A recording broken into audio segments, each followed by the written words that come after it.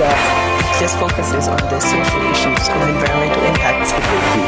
But how many people, not only young people, how many people even here in Zambia are just earlier on today, I was actually trying to traffic. These studies functions to account when listening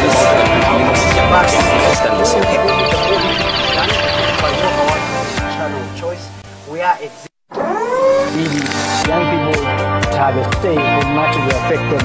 I think this focuses on the social issues and environmental impacts. but how many people, not only young people? Well, a lovely afternoon to you. If you've just joined us, this is Our Perspective, and my name is Namkola Msonde. Today we have a lot in store for you, and mostly we're looking at the youth in politics. So despite making up more than half of the population in Zambia, young people often find themselves marginalized from mainstream politics and decision-making. They struggle to gain the respect of public officials and are seen as lacking the skills and experience to engage in political activities and lead positive change in their communities. This exclusion combined with limited education and economic opportunities has left young people both idle and frustrated, ladders escorting the old people to their political office. On today's edition of Our Perspective, we feature young people who have decided to move out of the shell and to participate in politics, active politics. So we are joined today by Lazarous Simukoko, who is a Democratic Party Lusaka Province Trustee, and Samuel Kabungo, who is Lukasha aspiring candidate. Welcome to the show, gentlemen. Thank you very much. Okay, so we're looking at youth in politics. What is your take on youth participation in politics? Basically, first and foremost, we want to thank you for this opportunity once again for being here. Okay, well, and the first thing that we need to look at when we are talking about youth in politics, we need to understand who a youth is. And then from there, we'll be able to discuss things that are supposed to be involved within the youth participation in politics. First and foremost, youth in politics, when you talk about a youth is someone who is between the age of 15 and 35, with the two ages inclusive. So now, the main point here as to why youth, mainly we are able to see that in Parliament we have less than 1.2% representation of MPs who are youth there. So now we have got problems that have been going on there. Of course, when we talk about youth involvement in politics, there are certain policies that have been involved in the Zambian, in Zambia, of course, which talks about the youth themselves. So now we look at the policies themselves. So first and foremost, you have got the Constitution of Zambia. Under Article 10, subsection 1 to subsection 4, it talks about the youth participating in economic and the governance itself. And then you have got also other policies, including the Youth Policy Act. You have got the National Development Council Act. We also have the Employment Act, Education Act. Those are the acts that have been implemented in this country. But of course, we are also going to understand that as we go on in this program, we are going to understand that such kind of things have not yet been put into practice by the people who enacted them, or the people who are supposed to spearhead this kind of acts, and that is why we are here. Okay, so what would you point at as the main reason why youths are marginalized in this country? Why are they not getting involved in politics? Thank you very much for giving me a wonderful opportunity to be here. To start with, we are looking at the current situation in Zambia, to be specific. I will start with the parliamentary representation of the young people in politics, in parliament itself. Just starting with parliament. Yes, so in parliament, we only have 3 people under the descriptive of a youth between the age of 15 and 35 years. So if we put or we express it into percentage form, we will find that we only have 1.8 out of 100%. 1.8. Now, if we see the total population of the young people, we will find to say we are about 60% of the 18 million people in this million country. people in Zambia. We are 60%. That is 10 point something million. So we don't have the youth. We only have 3 voices representing the young people. And looking at the consequences in every situation, the consequence bearer of any situation is the youth. So now we are not represented. And not only that, if we go into the political party structure system, all the political parties in Zambia, I'm here to challenge them.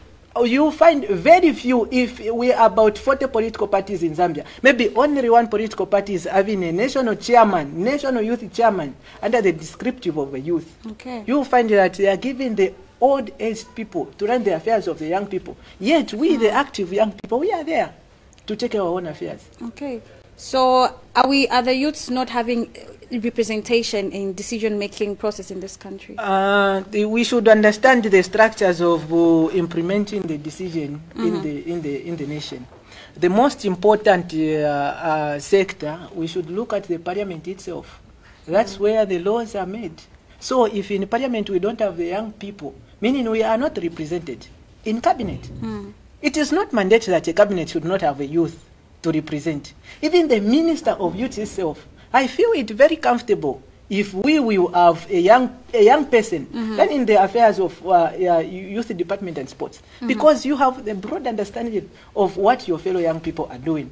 If they say no, we give them because of experience, no, they are not experienced, because what they are going through is not what we are going through currently as the young people. So I feel I better understand what my fellow young people are going through than someone who is not a youth. Okay, so some people have described politics as a dirty game. Is that the other reason why we don't see the youths participating, and also women are shying away from politics in this country? I will accept the description of politics as a dirty game because of the way it was done previously. Now that we, the young people, like I myself, will jump on the bandwagon, we are changing the face of politics to be a productive sector, to be something that will temper with the developmental agenda of the nation. And we will see the production, we will see the results of it. Okay. So yes, politics was a dead game because the motive and the interest of joining into politics, is like to be enriched. Yes, I'll try to quote what my mentor once said, Professor Patrice Lumumba of Kenya. He once said to say, if you want to get rich, join African politics, because there you gain resources without working for it anymore. For that fact, it was got to be a dead game. Now that we are joining politics with the interest of moving forward our nation, because we have seen to say there is space, there is a very big gap. We need to fill that gap and to develop our own nation, because there is no any Zambia that will be provided for us. The people of Rukasha, there will be no any other Rukasha. It needs a young person to develop the Rukasha. So that's why we are here as the young people now in politics. We are trying to move the agenda going forward. Then on the other side of calling politics as a dead game, if we look at the way people acquire power, they say they are getting power using violence. That's useless. Power is not gotten from the use of force. You can't force someone to respect you. True. We should use the mentality, the brain. That's why you will find that we will have, at the end of the day, we will have the leadership, which knows nothing just because they have power. Now, if we give the power to someone with a brain that is working, then we will see the production. Okay, not to cut you short. Are we saying other people's brains are not working? The older people, those who... Let me clarify the point. I'm saying some people, they go into parliament just because they have money, but not because they have that mental productivity of moving the agenda of the nation. That one, I won't go back. It's a fact. Okay. Yes. Mr. Simukoko, your thoughts on politics being called a data game? Okay, my thoughts there, it's as a result of, it is called data game because, when people have tasted the power, they try by all costs to defend it. And then in the process of doing that, they play dirty. You are able to see currently how the PF government have been conducting themselves. We are able to see when Dr. Chitaru Chirufya went at the High Court there. The guards went with him there. That was not only to support him, but to be able to interrupt the proceedings of the court. Now, you are also going to understand this point to say, if a person who is in a court premise is not feeling comfortable, what about the person who is walking on the street? So So now that is also a point that we are able to play. And then we are also going to be able to see that other political parties who are in opposition, they have seen the sufferings of the people. They know what is supposed to be done to the people. But the question that has been there is, those people who are in power are using the debt which they know that they are playing, and then they are trying by all means to lap away other people want to contest for the same positions. And that is why they try by all means to defend it. I've got a better agenda for this nation. I know, and I'm not in politics because of money, because I know the sufferings of which the young people have gone through, because I have been there. I know how the person who is in Kanyama constituency, who is in Mandev constituency, who is in Munadi constituency, the way they are keeping up with life. I'll just give you one example. I write one example which is here. Under the Education Act, it is able to say all youth are entitled to access education. Now, the question that we're able to ask ourselves is, look at UNZA itself. The government has managed to scrap off the meal allowances. And then, what about the act itself? Why was it there? Why has it been put into action as a directive? So now, you're able to see that the government, they are not doing enough, and they are the ones who are playing the dirty games here. Let us not run away from that fact. Let us look at the Employment Act. The youth are given the mandate to run or to be employed. How many youths in this country are employed? Recently, we are only able to see foreigners getting the jobs. We are able to see foreigners, even if they say no constructions, that is where people are employed. The question that we need to ask ourselves is, those kind of jobs which are given to the people of Zambia or to the youths, what kind of a job is that? Because they are only able to give them, that is casual work. Today you go there, you are going to have a job. Tomorrow you don't have a job, you go back. And then as a result, it has also become very, very difficult for young people to run for governance, because they are lacking money, they are lacking resources. You are also going to believe me to say, for you to campaign effectively to sell your ideas as a young person, you are going to require money or resources in order for you to move around the constituency, in order for you to do whatsoever it takes in order for you to reach where you want to reach, so that you can be able to serve the people of Zambia. And that is why we have managed, as young people, we have managed now to take up the leadership, which other people think it's a dirty game. It's no longer a dirty game. It will only be called a dirty game when dirty people are occupying the same positions. But if we remove the dirty people, it will be called a clean game. And in the way I'm seeing it, I'm able to play clean politics. In the way I'm able to see it, we are able to do great things. And by the way, we also have to understand how the young people are suffering. Currently, the young people are shunning away from governance, of course, in that way, because they are not supported. We have got people who are abusing drugs, young people are doing that. We have got young people who are doing whatsoever it takes, because they are lacking something, they are frustrated. And the only way they can be able to do this is having a government which will look up to their interests, which will look up to their own affairs. And in that way, we'll be able to call politics as a clean game. Okay, so why should it be a big deal that young people should get involved in politics, besides the youth being part of the larger majority in society? What is a big deal? Why should the youth go out there and fight, and not really physically fight, but fight for their right to be a leader, to be in politics and just change their own communities? Currently, when we see how things have been moving, we are also going to understand about, despite the youth being the majority, they are less represented. And we are also going to understand that people who are old have got old fashion of reading. So they cannot stand up to the hardships of the youth. And then we are also going to understand that people who are in government, they are not supposed to tell me what my problem is. No, I'm supposed to tell them my problem. And then I'm also supposed to tell them the way they can be able to solve my problem. When they do that, that's when I'll be able to be free. So people or young people should be able to involve themselves in politics, because they know what kind of challenges their fellow youths are facing. They say birds of the same feather flock together. And whenever you are able to understand that scenario, you are also going to be able to understand that a person who is odd, that odd, will not be able to understand the challenges which that young person is facing. And the only way such kind of issues can be brought to book, the only way that which those kind of challenges can be solved, it's by having young people occupying positions. And when they do that, you're going to understand that everything in this country will go to normal. Previously, we never had technology which we have today.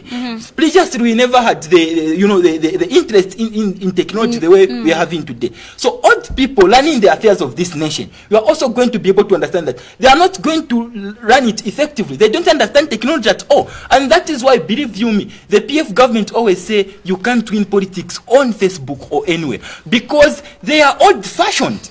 When they are old-fashioned, they cannot be able to run things successfully. So young people need to step up like I've done it. I'm an example. And also, you have also to understand that people like my president in Democratic Party is also a young person who knows the challenges which the youth are going through, who knows the kind of solutions which young people deserve, who knows what can be done for this nation in order for it to propel.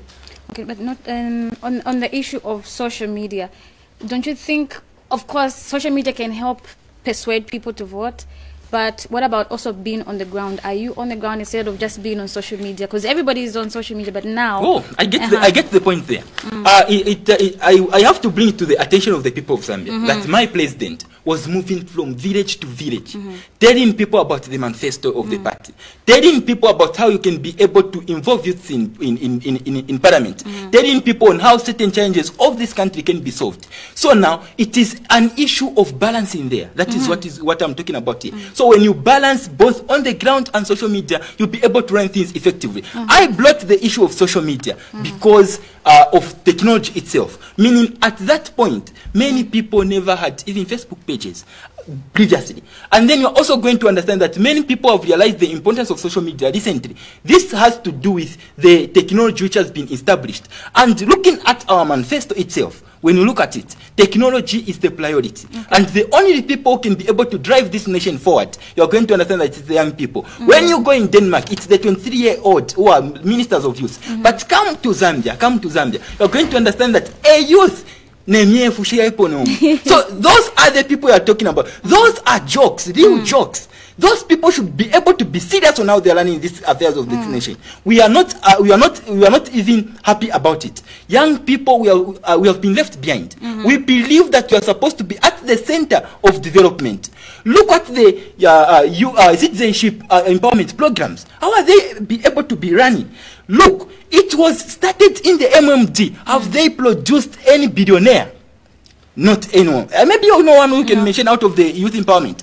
Now, that will tell you how untransparent the government has been. That will tell you how untransparent the old people have been. Because only when they are able to put certain things in order, only when they put youth at the center of this development, you're going to understand that everything will be able to be run effectively. Because they have managed to lift down the youth. Okay. And when they do that, things will be able to run smoothly. Mr. Samuel, your take on, is it a big deal for youths to be involved in politics, even as they are the big majority in this country? You know, it's a very much big deal for us, the young people, to be in politics. The reason is very much simple. You know, in every any building that you see, the determination is the foundation itself. So if the foundation was not built on the principles of stability and not constructed by someone who was with that mentality of producing something which is very much visible to the people, it won't be attractive to anyone. So if we sideline the young people from politics, who are going to be the leaders of tomorrow? Who is going to be the president of Zambia in the next 20-25 years, in the next 40 years, if we don't have the young people being backed today? So we feel like the young people, we should be included in this thing, not because we just want to have the fame, the power, and what we have the agenda that we want to champion. If we look at now a old-aged person, it is a fact that they are heading to die. We should not run away from that fact. And whatever they will be doing, they will not be thinking of to save for the future. Because them they are living, they are going anytime sooner than they are going. So they are not thinking about the future. But me, I am assured, any person below 15 years, he is assured that at least life expectancy of 70 years. I cannot destroy where I'm eating from when I know that I have extra 65 years to go. So I will safeguard the little that we have for the benefit of the people, my fellow young people in the age of my age, to say we have a lot of years where we are going. So let us save for the future. Then apart from that, the young people, we should understand at the point where we are. We are moving at the point of technology. And if we want the modern innovative skills to venture into different sectors of development in Zambia. We need the mentality of young people to be on the podium. This time around, there are a lot of things being discovered. We've got a lot of technologies that even my grandma, to operate a phone, they should consult from me, a young person. The same person they are saying is not capable of taking a lead because he's young, but they consult from us. So we feel the young people must be considered. I will cite an example what our President Charles Chanda is doing in UPPZ, United Prosperous and Peaceful Zambia Party. What he's doing is he's empowering the young people. We have got the land police. People are testifying. They are having it at a very cheap price. We've got the investment in mining. They are doing that. So we have a leader, someone who is thinking of the young people, because when you invest in a mine, you'll be getting shares for the rest of your life. You never go broke at any point. So that's what we want. We want people who think for the young people. We the young people, you know what, it pains me a lot when I'm moving in the street and see some of my fellow young people sleeping in the streets without even a simple 70 kwacha bed sheet. It pains me a lot. And I try to think in all means possible to say, who is to be blamed of these things? Who is responsible for their lives? This mess in Zambia, please? God help us. Do these people really have hearts, or their hearts are made of stones? Or is there any flesh in them? Because we cannot blame the young people to say, no, they ran away from the orphanage. While they are saying we have the youth empowerment program. Where does it go? Can you give the son of a minister youth empowerment fund and leave someone who is sleeping under the bridge at Manda Yoshua? If we are thinking for the young people, can that thing happen in Zambia? We need people who are willing, intrinsically motivated to read, not because of any motivation apart from saving the Zambians. It pains me a lot, and my area of concern is to uplift that young person. I'm contesting in Lukasha not because only for the Lukasha people, but for the entire youths in Zambia. Believe you me, when I step in parliament, I am going to influence this decision. There will be no any fund that will be allocated to the son of a minister as empowerment. The son of the minister, sure, as a bursary. Someone who is getting more than 150,000 kwacha per month, you give them a bursary when there is someone in Shango, in Mufubushi, Mpika, in Rukasha. They don't have not even a coin for a day. But their mental productivity, if we assess their IQ, is more than 90. If we are to train them in any field, we will have a better Zambia in the hands of right people. Sure. So, me, even my motivation of being in politics, I want to uplift those people. When I go into parliament, it's not just the representation of the Lukasha people, but the entire young people will be represented. Believe you me, there will come a point when it will be constitution. Every youth must go to school. If they don't go to school, we should blame the government. We should sue the government. At this point of time, healthy education is not constitutional. Even if you go to the president to say, my son is not educated, he can even ask, is he my son? He's not your son. So don't you think some of the other reasons that this country is where it is right now is because of our constitution? We're going to get there soon, but if you have just joined us, this is Our Perspective, and today we're looking at the youth in politics. You too can participate by calling the number that is rolling at the bottom of the screen. That is 0978-594682. So give us that call and also give us your perspective on the discussion that we're having with the two gentlemen, Mr. Simukoko and Mr. Is it Kabungo? Yes, Kabungo. Great. So now looking at coming to the environment that we're in, do you think it's conducive for the young people to participate in governance? Despite all these, you're not a councillor yet, you're not there yet. Is it possible? Is the environment conducive for our youths? At this point of time, we've got 100% advantages of taking it now. The environment is very much fertile for a young person.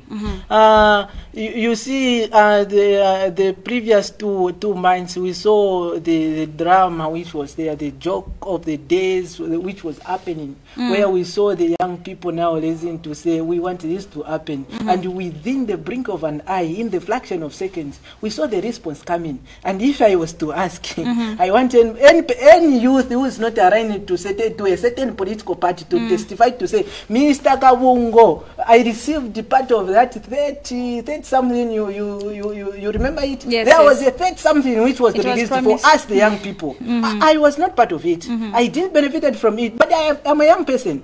So if we were to assess the people who were protesting, they are not even part of the benefits.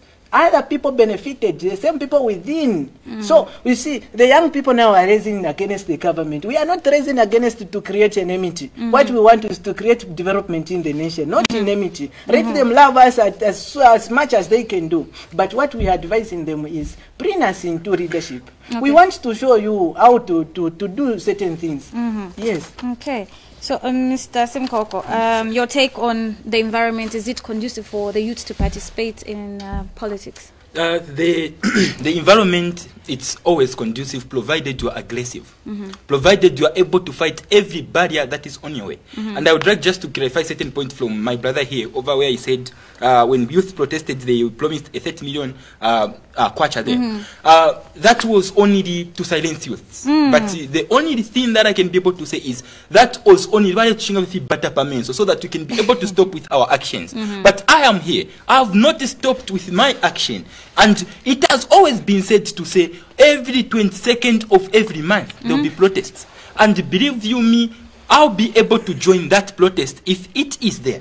If it means it is not there, I'll be able to go to the police to take the permit to say we are protesting on such and such a day.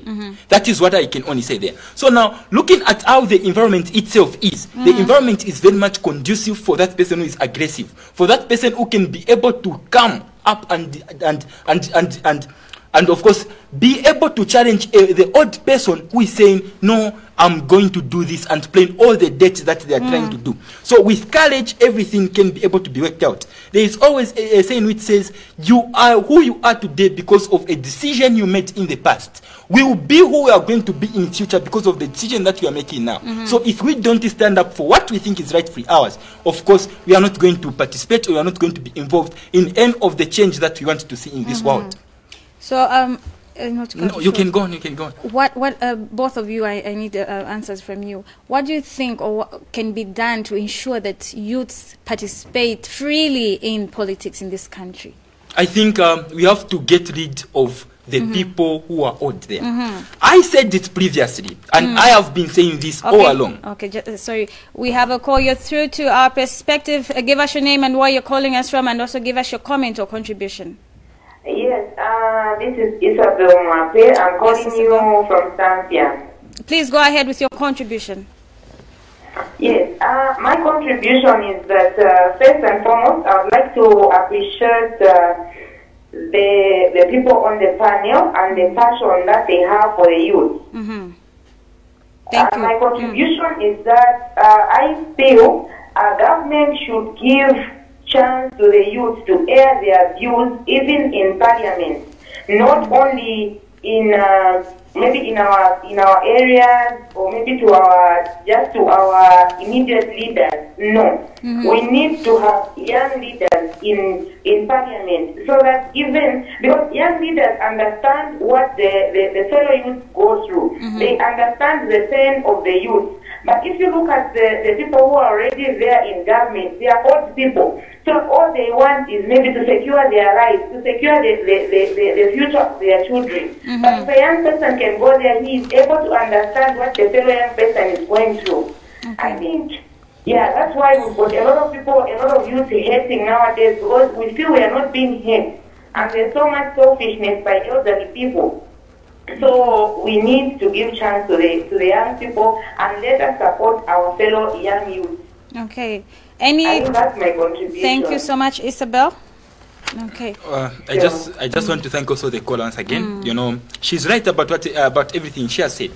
I think what I was talking about is this: when you want youth to participate freely in governance, I have taught this to the public, and I've always been saying this: come up with a retirement age for every politician. Indeed. In categorize, is it a president? Is it an MP? Is it a councillor? When you go at at presidential level, you can set a high bar of years. Is it 80 years? Is it 90 years? Is it 85? Is it 70? When you go there, let's go at parliamentary level. At parliamentary level, you are going to observe that young people there will be able to participate, because when the retirement age reaches for that MP who is contesting there, that person will leave or will have no any chance to leave that office, because his or her age will always keep up. In parliament, we have got people who started in UNIP, in MMD. They are still there. But provided we had put it constitutional to say any person of this age will be able to retire as a president at this age, as an MP at this age, as a councillor at this age, you are going to observe that you are going to have a high representation of youths. What people will be looking for is a youth in that constituency with potential to lead them. A youth in that constituency to show them a way. A youth, a young person in this country to lead as a president. And believe you me, looking at almost all the political party, and of course I've not seen them, the president Diskiani, to say they are offering in their nomination to say I'm contesting. But if I can put it on record, our president is the youngest. Okay. So now, looking at these people, there are people who are old, who are supposed to be given retirement ages. When they are given, come on, civil servants are given retirement age. They are given retirement age. Okay. What is so different between a civil servant and a public servant? If, in case you didn't know, it is you, the boss of those people in offices, because you voted for them, because that other person voted for them. So if their bosses say, okay, the retirement is this and that, if we put it constitutional, I think it will be able to see, or we are going to see young people representing their fellow young people, and they'll be able to lead very much well. Okay. But that is not the interest, nevertheless. We know that they are selfish. We know that their main ideology, their main ideology, it's not for the interest of the youth. Because their main ideology is only to save themselves. And if you observe, they have come up with visions which are far away, so that you can't hold them responsible. Let us not go far. Let's go in the African Union. They have come up with African Union Vision 2060. They have come up with African Union Vision 2063. Do you know why? It is because they are aware that by the time it will be 2063, they will be not the one in power. At that point, there will be no more. I'm not saying that I can't die at my age. Death doesn't choose with the age. But at that point, they will be powerless. They will not be able to learn such kind of offices. So they have come up with such kind of visions. Just on 12th August, we are celebrating the International Youth Day. And I'm so excited about the issues that we have brought up. But the question is, do we have the implementation? Do we have people who can really implement such kind of things that have been put up? Amongst the policies I think I had mentioned earlier, which have been put, it's amongst them, it's the Constitution. It's the National Development Council Act. It is the youth policy. It is the school policy. It is the employment policy. It is the citizenship. Okay, we should have a call. Yeah. Okay. So, speaking about the political parties that both of you are coming from, is there a deliberate policy that champions youth involvement in politics? Of course, I think we have that. We have that. Look, when you look at Rwanda and Kenya.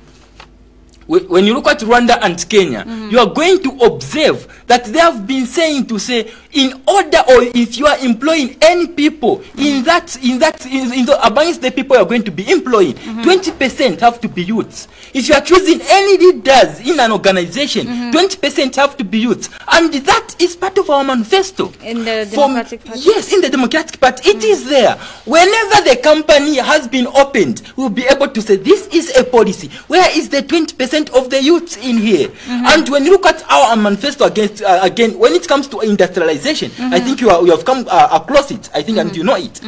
When you talk about industrialization itself, we'll be able to put industries based on the favorable conditions of a certain province. If it is in Western province, there is a lot of sand there. We'll be able to say, okay, this is the sand. We are going to be able to establish an industry to be producing glass there.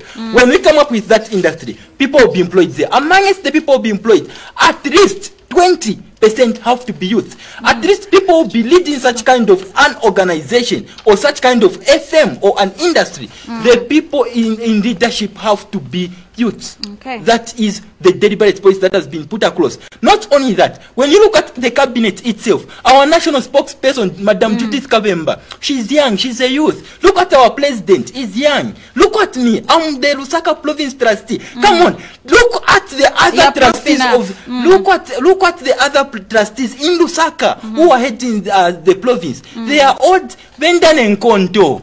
That is what you have to be able to understand here. So such itself, it's a deliberate policy, and for me to be featured on our perspective, it is such a great honor. Okay. So, Mr. Kabungo, what is the policy in UPPZ? So UPPZ is very much practical. We don't even have to prove a lot of proofs to say this is what. I'll start with the we contested in Chiranga. Who was our candidate?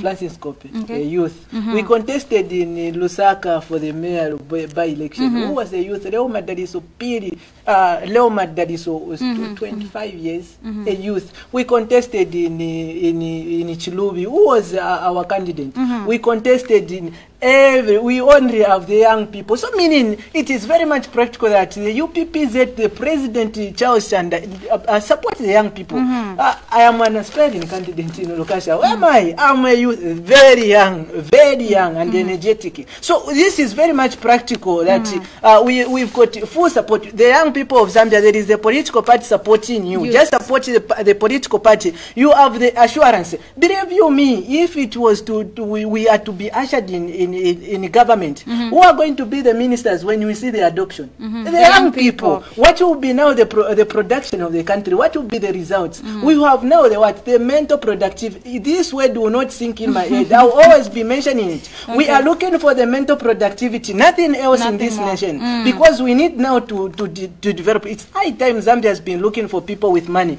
to run the affairs of the nation. It's high time. That's why we don't develop. We see the same people coming back just because they get the gratuity after 5 years. Recycled. The same leadership in UNIP is the same leadership today in PF. What they will say is experience. But what we should not forget is the same experience will be taking us to the same back things, because the experience is of the ancient. Now we need to bring about the new things, the new normal. You know, even in COVID, there is new normal. So we should also introduce the new normal of politics, where we have people who are thinking of the people of Zambia. Then I would also like to answer the question which you posed to say, what should be done for the young people to be in politics, in governance? It's very much simple. What we should do is we should cite the motivation of the young people. If we see a 21-year-old person in politics, we see 120-year young person in parliament, what will click in someone who is 15 years is to say, as soon as I reach the year to contest as a member of parliament, I'm going to do it.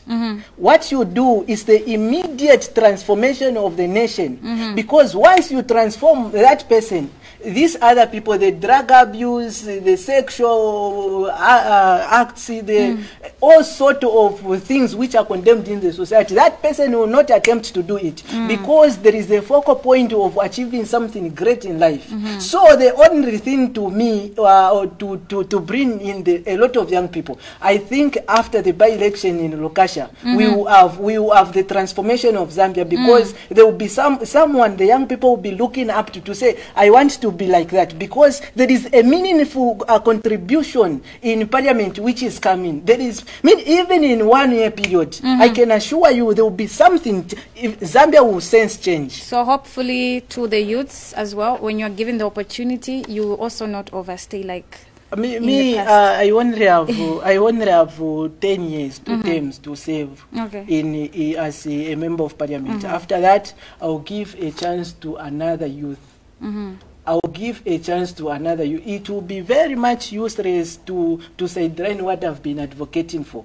I've been an advocate for 2 years, speaking for the young people, on behalf of the young people, fighting for the young people participation in politics. Now, if I'll turn to the other side of the coin and say, now that I'm in power, I should not give opportunity to other people.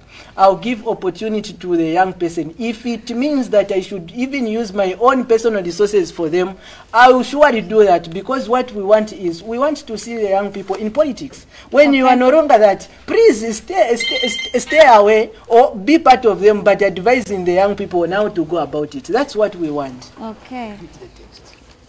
So this year there has been growing debate on young people championing Bill 10 because it's believed that it increases the youth in Parliament. What is your broad comment on Bill 10? Because we saw protests happening because of the Bill 10. We had so many things going on. There's so much controversy surrounding the Bill 10. Others want it to go through. Others are saying, no, it shouldn't. But on the youth's involvement, in your own opinion, what do you think Bill 10, does it favor the youth's participation in Parliament? You know, Bill 10 must be considered as something, as the entire document. If we are going to look support at it in parts, if we are going to look Bill 10 in parts, we'll find ourselves in the troubles that will never even try to move out of it. So, to me, I'm one of the people that does not support Bill 10. There's some lacunas in it. Some lacunas in it. Yes, you're through to Our Perspective. Give us your name and where you're calling us from. Okay, I'm Mr. Muina from Katama. Please go ahead with your contribution, sir. Yes. It is just a contribution of the patient. Okay. I see the gentleman on the panel there. They are articulating issues very, very well. But for me, what I would love to see is the youth in Zambia. Maybe before we rush into these political positions here and there, one thing I thought about was to find a way that can help the youth to be empowered economically. We saw some attempts by successive governments where there was a project, one project for citizens' economic empowerment. We also had the youth empowerment fund that was administered by Minister of Youth and Sport. Now, these two projects, we saw those they came with their own challenges. They were not successful, but they were very good programs on paper.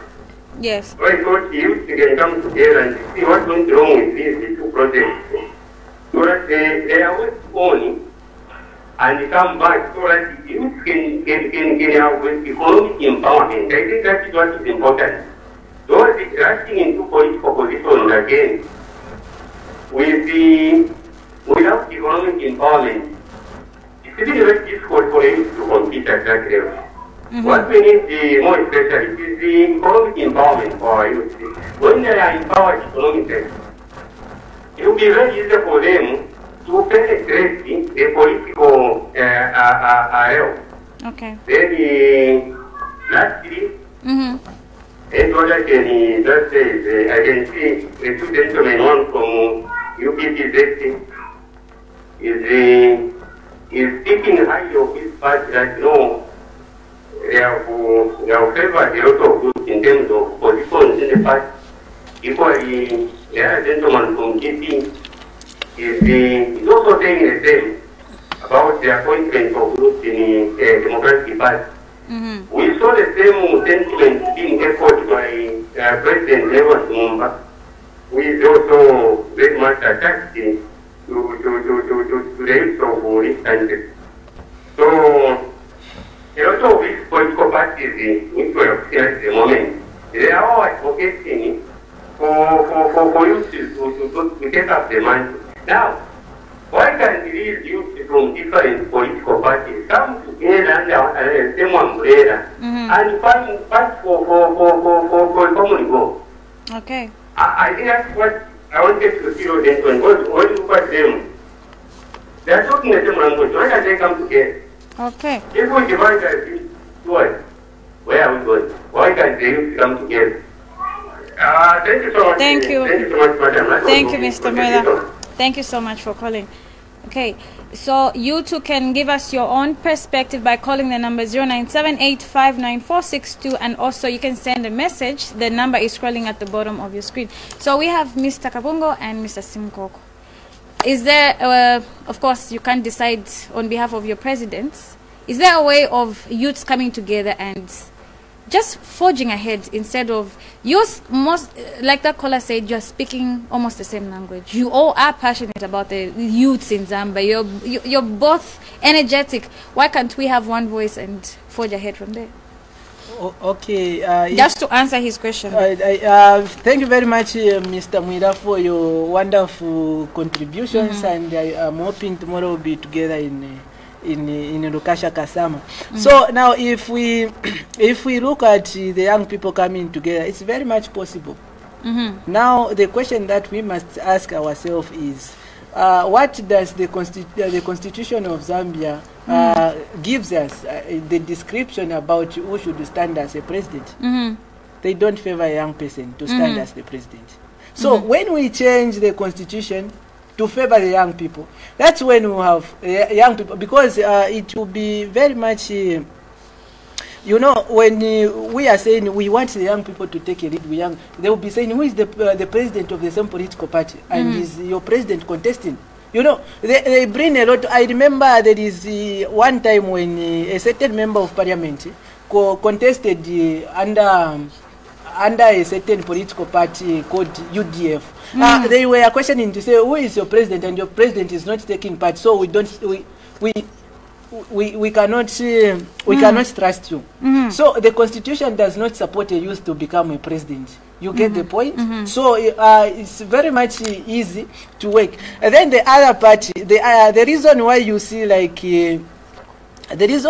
like young people, they don't coordinate to work together is because of the way politics was introduced to us. Politics was introduced to us in such a way that if me, I'm coming from UPPZ, you shouldn't go in the and Lazarous Simukoko is coming from DP, we should not even find ourselves on sitting on the same panel. Not even chairs like this, a bench, because the bench support people sitting on the same on a same platform. So that's how politics was introduced to us. But regardless of political affiliation, you see, there are certain organizations like Youth for Parliament. Youth for Parliament is partisan, but it does not support any political party. For as long as you are a youth coming from different agenda, but you are a youth, you have the agenda of the nation. You come together and think together for the benefit of the nation. So it's not all about the young people coming together, but we should create an atmosphere where the young people from different political parties will be coming together, because at the end of the day, what we want to achieve is a better Zambia, prosperous and peaceful Zambia, the united Zambia. That's what, you know, UPPZ, united, peaceful and prosperous Zambia. That is what we want to achieve and to see in the near future. So the young people, we should be interacting, and it is my call that I think after this COVID arena, after this COVID thing, we the young people from different walks of political parties, we should come together and see how best we can help our fellow young people. So we are not political rivals, or we are not enemies. I should not be attacked for me belonging to UPPZ by my fellow young people coming from a different political party. But they should support me if they see potentiality in me. I should support my fellow young people if there is potentiality in them. So what we are calling for is the united of the young people speak a common voice, because we are fighting for a common Zambia. We want Zambia, a better Zambia for us. So that's my take about it. As we are concluding, we just have under a few minutes to go. I'd just like both of you to talk about it in a minute, on the issue of councillors, because mostly councillors are youths. They keep resigning and going to the next party. Then we have by-elections, and there's all this changing of camps. What is your take? Under 1 minute. Okay, from there, allow me to say, in every grouping, under every organization, you expect to have bad people and good people. So now, youths who are resigning and who are as councillors, mostly just councillors who are moving from one political party to the other, my take there is, just because that councillor resigned, it shouldn't be generalized that it's the entire youth. No, it shouldn't be able to do that. So now, there are good youths or good councillors, and there are bad councillors. So those bad councillors shouldn't be able to describe or to generalize other youths who are there or other councillors who have been running. But then why should people out there trust the youth if they are easily swayed? They're not people out there. You can trust them. You can trust them because bad people are the ones who are bad youths are the ones who are doing that. But you also have good youths. They have got people who don't even involve themselves in political violence. They are always doing what is right. I think I'm behind with certain sentiments here. I think I need to comment on butane. I think under a minute I'll be done. So on butane, you said to it increase the youth representation in parliament. In the constitution, there is a provision of a president nominating 8 ministers. Those nominated can come from anywhere. Now, why hasn't he chosen the youth? Why hasn't he chosen the disabled? It's because he is not youth oriented. He doesn't care about them. And then when you talk about the caller who said that is Mr. Mwira, Mr. Mwira said, why can't we come together and fight and propel one kind of an ideology? The answer I'm going to give there is under Article 21 of the Zambian Constitution. It talks about, that is Article 21 subsection 1, 2 and 3. It talks about the people of Zambia, the citizens, who are free to choose a certain grouping where they think they belong. It's not about us working together. It's about you working with people who have got the same ideology as yours. It's about you knowing which people can support you to reach where you want to be. And that is why I've chosen to be in Democratic Party, because I know they are giving me free, they are giving me things to come here to say, go and talk on behalf of the youth. Go and do this for the youth. They are able to send me. And for me, that's what I think. That ideology has been propelled to this point. And the only way those things can be done is by, it's not just about the matter of saying, no, come together. It is constitutional. And when something it is constitutional, even in churches, when you talk about churches, allow me, I'll be able to go a bit offside. We worship one God. We worship one God. But why do we have the Jehovah's Witnesses? Why do we have the Pentecostals? Why do we have the Roman Catholics? It's because they have got different ideologies. It's because they are able to worship one God, but we can't be able to say, no, since we are playing one God, let us be able to come together as churches and run things. This is because there will not be any person who is having different views. The Constitution advocates for freedom of speech. Anything that I'll be saying, it is, as long as it's within the Constitution of Zambia, it is my right. Okay. So now, describing us to Your say, concluding remarks? my concluding remarks is that, first and foremost, I'm very much disappointed by the PF government. You know, there's a video that has gone viral on social media, which is seen, showing a cadre insulting a healthy personnel, insulting a doctor. Come on, we don't play with such kind of professions. We don't play with professions like teaching. We don't play with professions like healthy. This is because those people can make us vulnerable. Those people can be, come on, I'm not a medical practitioner. They can even inject a needle in me which can make me die the same day. But if we give those people time to think, to be free, let them not be attached to politics. They are free people. Let them run on the prospect of their own ideologies. And the PF government has to be condemned. And I think Zem has released a report this morning which was condemning such act. And I believe that person should not be able to go scot-free. That person should be prosecuted. Okay. Thank you so much. Mr. Kabongo, you are slated to participate in the Lukasha parliamentary by-elections. How does it make you feel as a young person ahead of these elections? And also, what message are you taking to the people of Lukasha? And also, maybe if you can conclude, so we'll be going soon. You know, I'm very much confident about the decision that I've made, because it is not only in Zambia, but internationally, Lukasha, we are going to make history. And you are making history. Yeah. We are making histories, and I'll be the first Zambian to contest a parliamentary election at the age of 21 years. Okay. That's not a joke. It's something which is very much serious. And if you look at my background and what I've been doing, I'm not a joker, and I'm not a comedian. I'm serious about everything that we do it very much smart. And we need to, we see results in everything that we do. So I'm assuring the people to say you are sending someone into parliament, not for the sake of just filling the seat, but we are sending the brain into parliament to change the things. Not only Rurukasha, but also Zambia will be tempered with some of I will always be using this word. We want high mental productivity in parliament. That's all. That's only we want. Apart from that, what I can only ask from my fellow young people, we need the spirit of solidarity. We need the spirit of supporting each other. It's not time to do jealous for any person. If we see someone is willing to take something, the agenda of the nation, let's support, regardless of the political party where they are coming from. If you see that your political party environment is not comfortable supporting another person, come in the behind the room, behind the curtain. We shall discuss. Advise me on what decision I should do. Because at the end of the day, we want to achieve a common goal. So I'm assuring the people to say, let's participate and make this happen together.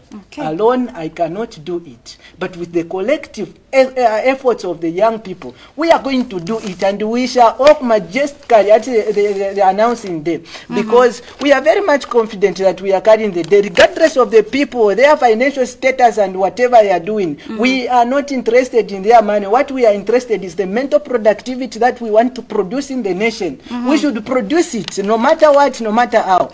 If they say Rome was not built in the day, but I think in the day we are going to build history this time. History will be made. Thank you so much. Well, this has been our perspective, and today we were looking at youth participation in politics. We had Mr. Lazarous Simukoko from the Democratic Party, DP, Lusaka Province Trustee, and Samuel Kabongo, who is Lukasha aspiring candidate under the UPPZ, which is United, Prosperous, and Peaceful Zambia. So this has been our perspective. My name is Namkola Msonda. Join us next week again for another wonderful show. How many people, not only young people, how many people can get to On the dots. Thank you. You guys are amazing.